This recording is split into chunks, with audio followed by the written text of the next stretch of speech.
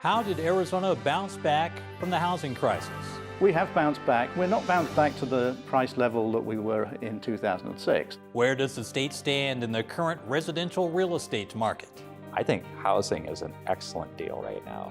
What is the most successful strategy for home buyers looking for the best deal? Some people like that brand new, new construction, nobody else has lived in it. And we're tending to see, those buyers are in the outer areas of Tucson. And what makes this Arizona city the state's most expensive place to buy a home? The need isn't just for the folks at the lowest economic scale, it's across the board, right? So even decent wage earners struggle with what's available in our community for housing. This is Arizona Week.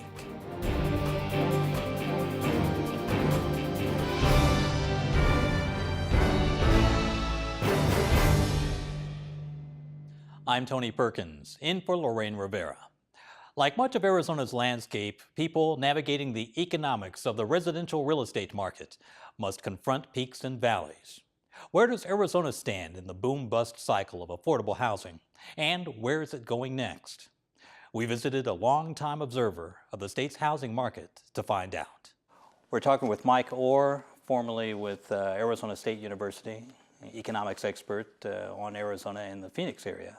And what happened to the real estate market back in the early 2000s in this area in Arizona, and how has it changed? Well, we've had an enormous change since 2002, say, when it was last in a normal condition. We're back to normal now, but we had a huge speculative bubble, which reached a peak in pricing about 2006 and then popped.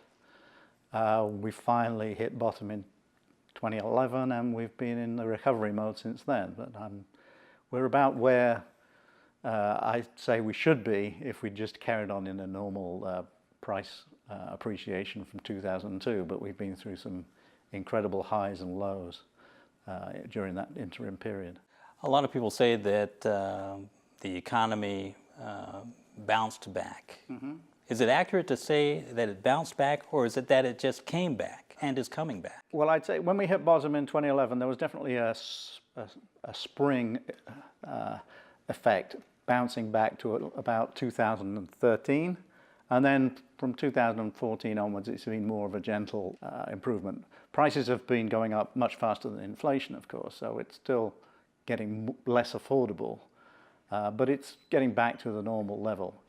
We had ridiculously low prices between 2009 and 2011, and I was encouraging everybody who had any sort of bravery in them at all to buy real estate at that point, because it was not going to be as cheap again.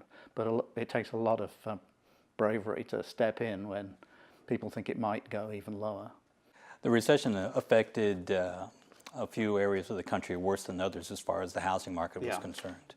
But Arizona, according to many experts, has come back stronger than any of those. Well, I would say we were definitely one of the worst areas for the bubble effect. Las Vegas and various parts of Florida are also equally affected, but we have bounced back. We're not bounced back to the price level that we were in 2006.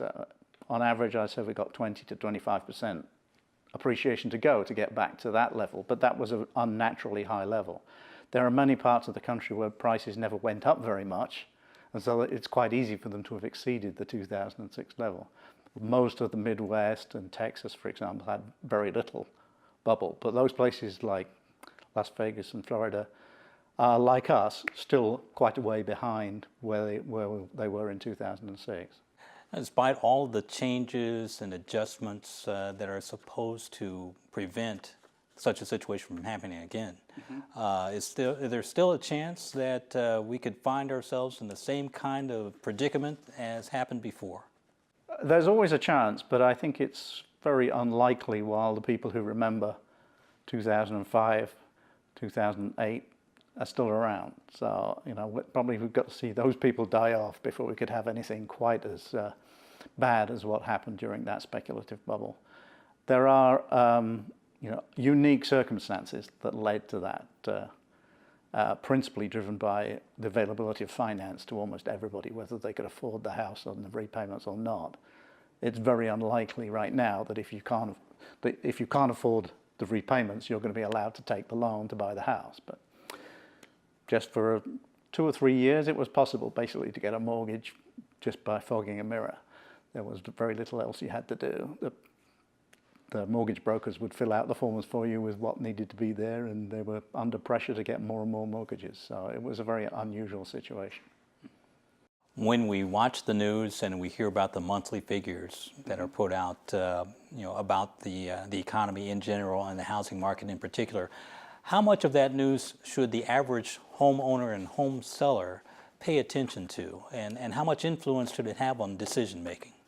Well, I would say generally real estate is a very local thing. So national news is not a very useful guide to what's going to be happening in your particular area. It all depends on things like population expansion rates, birth rates, supply and demand, which vary from one city to the next. Even within Arizona, there can be some areas that are booming while others are going backwards. We are seeing some trends that apply to the whole country. For example, we've got the baby boomers, the largest generation who are all reaching retirement age or close to it, and that's causing a certain set of circumstances that affects the housing market. And that applies really to all of the states. Arizona, however, is particularly affected because we're a destination for people who are retiring, particularly from the northern states. We get a lot of people deciding to spend their post 65 years here, so that's creating additional demand that we wouldn't otherwise see. Generally speaking, the local outlets for news are a better source if you want sort of guidance as to how the market is, whether it's hot or cold, and whether it's a good time to be buying or selling. Hot or cold, or positive or negative? What's an example of a positive trend that you should pay attention to? Well, generally speaking, it's always, if it's good for one set of people, then it's bad for another. If it's good for sellers, it's not very good for buyers. So it's never good news for everybody. But generally speaking, the buyers are in the minority because people either own a house or are selling one. The buyers are relatively few in number. So most people want a seller's market.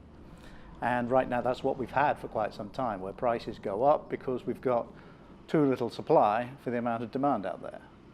If the supply suddenly increased, it could go cool again. But there isn't much chance of that happening right now because we don't really have enough new home building going on to satisfy the population increase that we're seeing. So, for example, you just look at statistics for new construction. Yeah. And that's a place to see whether or not it's going to turn from a seller's market to a buyer's market. If we appear to be building more homes than are justified by the population increase, that's a clue that things could be coming off the rails. Back in 2005, people were building homes not to live in, but just to sell to somebody else before they were even built. That is a clue that things aren't right. At the moment, we're having relatively low amounts of new construction. I mean, you can see it going on, but compared with the population size, we're building fewer homes than we were building in 1996. So there's always going to be an excess of people who are having to sort of share or find other way of coping with the shortage of affordable housing. You can't predict much for the future, but you can expect change. Yes, there's always change. Some interesting trends going on at the moment is I'm starting to see considerable more interest in attached homes rather than detached homes. 4 years ago, the price per square foot for a single family detached was higher than for the equivalent sized townhouse or condo, but that is starting to change as people want more convenience. They want to be closer to the city centres and they want facilities that they don't personally have to look after. Someone else is going to manage the swimming pool or the gym and that sort of thing. So tastes are changing and the market is continually shifting. All right. Mike Orr in Phoenix, thank you very much. Thank you. One of the biggest changes in how Arizonans buy and sell homes since the recession has happened in financing. We're joined by Michael Bond, senior lecturer at the Eller College of Management, and we're talking about finance and about the changes that have happened in finance for a typical home buyer who's looking for a house in Arizona. And what lessons happened since the recession that changed that process? Before the recession, especially in the 2004, 2005, 2006, it was pretty easy for just about anybody in the United States to buy a house. In 1990, 1 out of 200 mortgages in America had no down payment. In 2006, 1 out of 3 mortgages had no down payment. And there was very little emphasis on what percentage of your income you could spend on mortgage, taxes, and insurance. So if you were breathing in 2006, you could pretty much get a mortgage in the United States, which did not work out real well for the economy. Nowadays, we have more emphasis on what we call underwriting standards, where the lenders are saying, do you have a certain minimum down payment? Are you spending no more than a certain percentage of your income? So it's not as easy now as it was in 2006 to buy a house, but that's not necessarily a bad thing. So there's a lot more questions that you've got to answer if you want to buy a house. Is that something that is problematic for a lot of home buyers? It is from the point of view that in 2006, anybody could pretty much buy a house. Clearly, there are people now who cannot qualify because they have low credit scores, or the house they want to buy, the percentage of their income that they're going to be required to spend on mortgage, taxes, and insurance is more than the lenders think. That's a problem for those individuals. I don't know that it's really bad for the economy, because everybody should not be a homeowner, and we tried that once before, and we had really bad results with that. I don't find the underwriting standards that exist now particularly onerous, in my opinion. Who do you think learned the hardest lessons, the lenders or the homeowners? Well, certainly the investors in the mortgages lost a lot of money. People who were buying houses after 2001, 2002, 2003 are probably still underwater or close to being underwater. People who've been in their houses for decades are ahead of the game. A house that sold for $100,000 on average in 2000 is now worth close to $200,000 in the United States. So long-term homeowners, I don't know, were harmed that much. People look at this and they say, oh, my house was worth $200,000 in 2006 and now it's worth $180 or $160. But they remember or forget that in 2000 it was worth $100,000, and these prices rose dramatically 2000 to 2006. They forget that these home prices were going up 15 to 20% a year, which was simply unsustainable. Say I'm a first-time home buyer in Arizona in 2017. Do I need to be a financial expert to make it work? You need to be able to do a few simple numbers, okay? There are plans available for the Federal Housing Administration which will let you put 3.5% down on a house. Whether that's good or bad is debatable. I personally, when I teach real estate finance, tell my students that they should not be spending more than 30% of their monthly income on mortgage, taxes, and insurance. And in my opinion, if any buyer is doing that, they're buying a house they can't afford. And that's not a particularly difficult calculation for most people to make.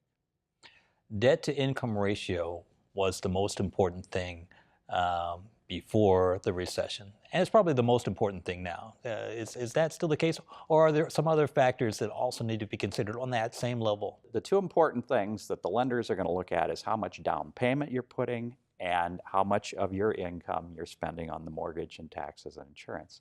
As we said, in 2006, there were lots of people who were putting nothing down, and some of them were spending 60% of their monthly income on those payments. That was simply way too much money. Now, I would prefer higher down payments than what you can actually get, but you can get a 3% non-FHA loan and actually spend more than 30%, and the lenders, if you have a decent credit history, will probably approve that. Looking ahead in the next 5 years in financing for home buyers, what kind of financial fitness does someone need to have? What's the outlook going to be going forward? You know, right now, I think that, and I'm going to sound like a realtor here or a home builder, but I think right now houses are a very, very good deal. You need to look at two things when you buy a house. You can either buy the house or you can rent. So those are your alternatives. If you look at nationwide in the United States, a $150,000 house now, nationwide costs about $10,000 a year to rent. And that's pretty much at its long run average.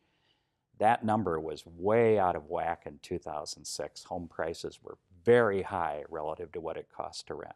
The market was telling people that homes were overvalued, but of course most of us didn't want to hear that then. Right now those are about at average. And the second thing that home buyers have going for them now is mortgage rates are very, very low. Adjusted for inflation, they're about 2%. Historically, they've been about 4%. When you run the numbers on that, in my opinion now, in most places, a house is a very good purchase deal right now. In Arizona, home buying is still a positive I situation. think it's a very good deal in Arizona as well. At the peak in 2006, for a few months, we were building about 100,000 houses in Arizona, and we probably needed 50. So all those houses ended up empty and prices collapsed. Now the builders are building about 20 to 30,000, and they're having trouble finding workers to keep up with the demand. I think housing is an excellent deal right now. All right. Michael Bond with the Eller College of Management, thank you very much. Thank you for having me. Arizona is a popular location for home buyers, but in Tucson, not all locations are created equal. We asked a Tucson real estate expert 2 of the top questions facing home buyers: where they can find the best deals, and how can home sellers get the best value. We're with Pam Ruggiero, the 2017 president of the Tucson Association of Realtors. And we're talking about value and price, value for the home seller, price for the home buyer. Which of these aspects, or both of them, have changed since the recession? They've actually changed a lot. We've had steady growth since we hit what we call the bottom of our market in about the fourth quarter of 2011. We've seen steady growth each year, with probably 2015, 16, and into 17 now being our strongest markets. Have the popular buying and selling locations changed at all, or do people want the same locations that they had, looked at before? Sales are strong all over Tucson and the surrounding areas. We do tend to see more sales in the northwest area of Tucson. It's one of our largest MLS areas, as well as the north and the central areas of Tucson. What about new construction? Do people who want to buy homes, are they necessarily looking for something new or something recent? Or are they looking maybe for the old-fashioned ranch-style house that's been popular in Tucson for the last 25 years? It really depends on the buyer's needs. Some people like that brand new, new construction, nobody else has lived in it. And we're tending to see, those buyers are in the outer areas of Tucson, whereas I have a lot of families that like to buy the older ranch style home in the center of Tucson or in the foothills northwest area of Tucson. So it just really depends on the buyer's needs. A lot of business for home buyers and home sellers, it comes from a traditional source, the retirees or the snowbirds. That's a trend that's been ongoing in Tucson for years. Did any of that change during the recession and after the recession? Obviously Tucson is a very desirable place to retire, and we do see a lot of retirees come into Tucson. They just fall in love with Tucson like I did when I moved here in '94. But they, I would say during the recession, everything was down across the board. But the retirees typically still had the money to purchase. And so I think we saw more of them than we did typically the first-time home buyer during that time. And from the aspect of realtors, are there any specific trends that you see or that you anticipate in this business? Right now, housing is at an all-time low nationwide. We're seeing a lot of the younger generation or millennials that are not either able to purchase homes right now, largely due to student loan debt and credit card debt coming out of college. So we are seeing a decline in home ownership, but I think we are seeing steady growth in that area as well, and I would anticipate to see that grow as time goes on. And finally, what aspect do you think will make the biggest change, say, in the next 5 years in this area? The biggest aspect of residential sales? Yes, maybe something like job growth or Okay. introducing new employment in this area. So Tucson has had moderate job growth, which is definitely a positive for the housing market. We're also seeing a stronger economy. We're seeing an increase in consumer confidence, which affects the housing market. And so we definitely have seen a lot of improvement since the Great Recession. What about inventory in Tucson? So our inventory is at an all-time low right now. It is, helping increase our average sales price. There is also a less than 3-month supply of inventory, anywhere up to $350,000 home. So it is competitive, and there are things that we can do to increase that inventory, and one of those would be new construction. So typically when somebody sells a home, they're purchasing a home at the same time. So that's kind of a wash. The only way we can increase that inventory is maybe through new construction or through investors that purchase properties when the market was distressed, getting those on the market and sold. Pam Ruggieri, thank you very much. Thank you. Some of Arizona's most expensive homes are not found in Tucson or Phoenix, they're in Flagstaff. Zach Ziegler went there to examine the conflict between availability and affordability in the state's highest priced housing market.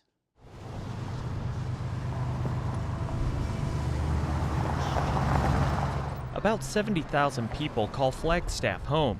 The city is known for its cool temperatures, plenty of pine trees, an historic downtown, and some of the highest home prices in Arizona.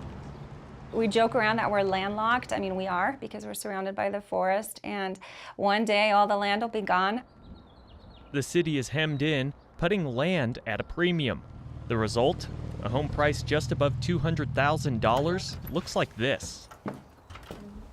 This is a 2-bedroom, 2-bath condo, 906 square feet, and it has one master bedroom this way, another bedroom with a bathroom just off the very small hallway there, and a kitchen that can fit a fair amount of people. And this condo didn't make it on the market before it had a buyer. Flagstaff's median household income is about $48,000 a year, about $2,000 higher than Tucson's. But the median home price in Flagstaff is around $364,000. That's more than double Tucson's median price. The supply of below median priced homes for sale is sparse, and often such homes are not on the market for long. We're seeing a lot of multiple offers on anything 300, even up to 350, pretty quick. So days, hours, and even maybe a week. The lack of affordable places to live is having an impact on the local workforce. This is John Stigman with the The Economic Collaborative of Northern Arizona recently surveyed 6,000 Flagstaff workers and found a link between housing and loss of people to work. If you've been here for about 2 years and haven't found the type of housing that you're looking for that fits your needs, then you'll probably leave the community. Stigman says such turnover leads to lost productivity and more money spent on recruiting and training employees. Fixing the housing problem has become the work of both government and nonprofits. The city offers incentives to builders who include affordable housing in their developments. For example, they can get a density bonus or, a parking reduction, things like that, if they do give us X number of affordable units or an X percentage of their development. A newly elected city council is making the problem a priority, with members saying they will double the number of affordable housing options. The first step came last week when Costa's organization proposed building more affordable housing on 3 city-owned parcels, adding about 65 units. Nonprofit Housing Solutions of Northern Arizona has used grants from the cities and others for its projects. We're in the Sunnyside neighborhood of Flagstaff, and it's an interesting neighborhood because it's a mix of older homes and newer homes, commercial. The units behind us, the blue one, have 2 2-bedroom units and 1 3-bedroom unit. All of them are rented to low-income households. 2 of the households were formerly homeless, actually, and then the third one is rented to a single mom who works at the bank. The need isn't just for the folks at the lowest economic scale. It's across the board. But McLaughlin says the need is larger than her office can handle. Our waiting list is over 100 families for affordable rentals. We have over 60 families on a waiting list for transitional housing who are victims of domestic violence. We have 20 families right now trying to find a place to buy that's in their price range. Even with our down payment assistance, it's just, you know, if you're looking and you're low income, a $250,000 house doesn't meet what you can afford. Such problems beg a question. How can housing prices stretch beyond what many can afford? The answer? It's not just locals buying these homes. 24% of our households are second homes. So that has an effect, and it's been going on for quite some time, but now we're really starting to kind of hit a critical mass with this. Those purchasers can be investment buyers, people seeking vacation homes, or those looking for places to house their students. Right now, this time of year, we see a lot of parents of NAU students trying to buy housing for their student to go and live in. Kevin Stewart says condominiums such as this one are popular with families who'd rather buy than rent. For those looking to rent, construction around Flagstaff has NAU enrollees in mind. Developments on and near campus advertise student living in multi-story buildings. If we can move the students out of the traditional where you got 3 or 4 students sharing a 3-bedroom home, and then that can go to the workforce. If you're a cop and you have 1 or 2 kids, you could take that housing. Those students could then move into some of that student housing. The student housing could contain another lesson that might help Flagstaff out of its housing crisis. Part of the answer may be increased density. There's a lot of old homes here in Flagstaff, very old, very run down. The plumbing is quite old, the electrical is quite old. So there are some lots where it's just leveled, and then here comes a duplex. McLaughlin says density could help, although it may not. If we have a ton more units that are sold to a bunch of investors and second homeowners, that didn't solve the problem. And there's a lot of folks who would have liked to stay, but they can't and they don't. And so we're becoming more of a transient community because folks can't stay here.